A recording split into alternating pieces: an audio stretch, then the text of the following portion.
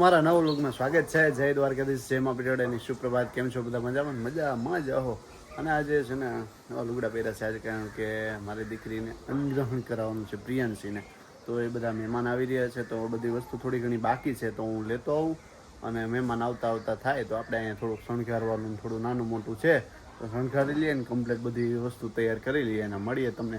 એટલે મેં કીધું નીચે જ બ્લોગ સ્ટાર્ટ કરીએ ને પછી બધા આવે ને ત્યારથી અંદરથી ધડાકા બોલાવીએ. તો અત્યારે એક્ટિવા મૂકી દીધી સાઈડમાં, બુલેટ ને આપણી ગાડી. તો હવે અત્યારે ફટાફટ છે ને એક ભાઈબંધને કોઈને બેહાડી લો પાછળ અને વસ્તુ બધી લેતા આવીએ.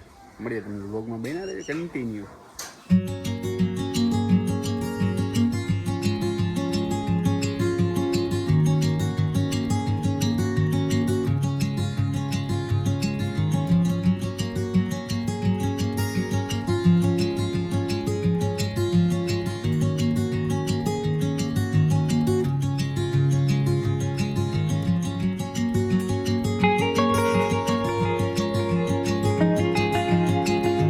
ભાઈ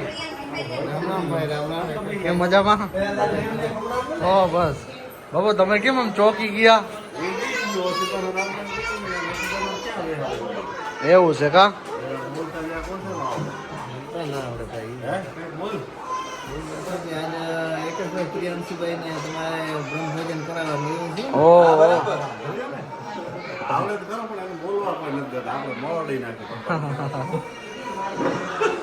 રામ રામ મહેશ. રામ રામ ભાઈ, રામ રામ, જય શ્રી કૃષ્ણ. જય શ્રી કૃષ્ણ. જય મોહનભાઈ. રામ રામ ભાઈ. રામસિંહભાઈ. અનિલભાઈ. રામ રામ. મજામાં? એકદમ મોજમાં. તો બસ, તો જો અત્યારે બધો દાયરો બેઠો છે અને જમવાનો ટાઈમ થઈ ગયો છે.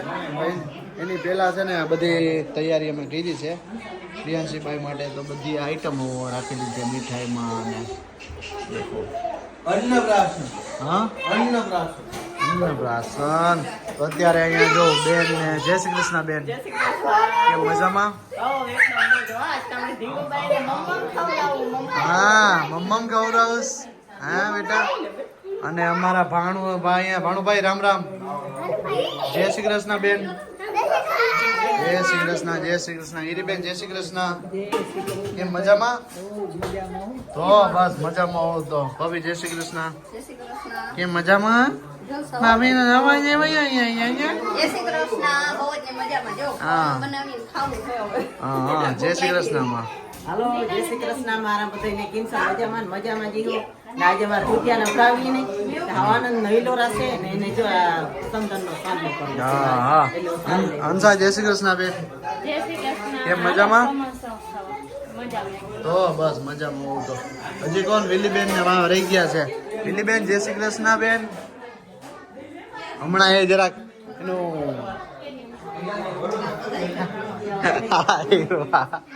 જય શ્રી કૃષ્ણ. કેમ મજામાં?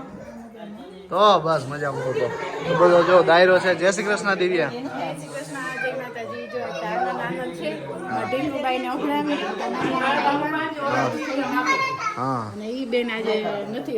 હા, નવું લાગે છે એને બધી આઈટમ.